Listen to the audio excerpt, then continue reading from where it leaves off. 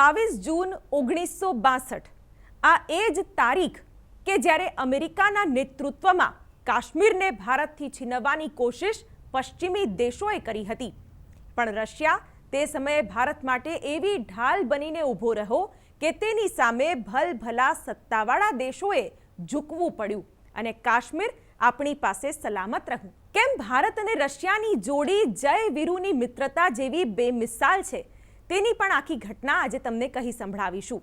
Russia Ukraine યુદ્ધના દોરમાં પણ ભારત રશિયાની દોસ્તીની ચર્ચા જામી છે, કારણ કે અમેરિકા અને પશ્ચિમી દેશોના પ્રતિબંધો વચ્ચે રશિયાને ભારત પાસેથી મોટી આશા છે અને ભારત તરફથી રશિયાને સ્વાભાવિક આશા હોય જ, કારણ કે આઝાદી પછી ભારતના અનેક ટુકડા થાય તેવો પશ્ચિમી દેશોને રસ હતો અને એવા સમયે રશિયા ભારત સાથે મજબૂતાઈથી ઊભો રહ્યો.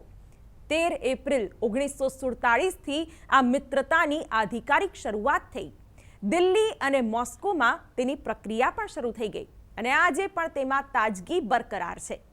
વર્ષ 1962માં આયર્લેન્ડે કાશ્મીર મુદ્દે ભારત વિરુદ્ધ એક પ્રસ્તાવ રજૂ કર્યો, જેનો અમેરિકા, ફ્રાન્સ, બ્રિટન અને ચીન સિવાય આયર્લેન્ડ, ચીલી અને વેનેઝુએલાએ સમર્થન કર્યું હતું. જો કે રશિયાએ પોતાના 100માં વીટો પાવરનો ઉપયોગ કર્યો અને કાશ્મીર મુદ્દે ભારતનું સમર્થન કર્યું અને તેના કારણે કાશ્મીર મુદ્દે ભારત વિરુદ્ધ એક મોટી સાજિશ નાકામ પણ થઈ.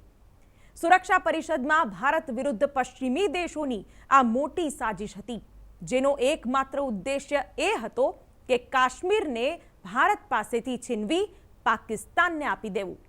ત્યારબાદ ગોવા મુદ્દે પણ ભારતના સમર્થનમાં રશિયા રહ્યું અને ભારત પાકિસ્તાન મુદ્દે પણ રશિયા હંમેશા ભારતની પડખે જ રહ્યું છે. પરમાણુ ઓપરેશનોમાં પણ રશિયા હંમેશા ભારતનું મજબૂત સાથી સાબિત થયું છે. યુક્રેન મુદ્દે ભારત ન માત્ર પોતાના બિનજોડાણવાદી વલણ પર અડગ રહ્યું છે, પણ સાથે જ રશિયા વિરુદ્ધ જ્યાં જ્યાં વિરોધમાં મત કરવાનો હોય ત્યાંથી પણ ભારતે પોતાને બાકાત રાખ્યું છે.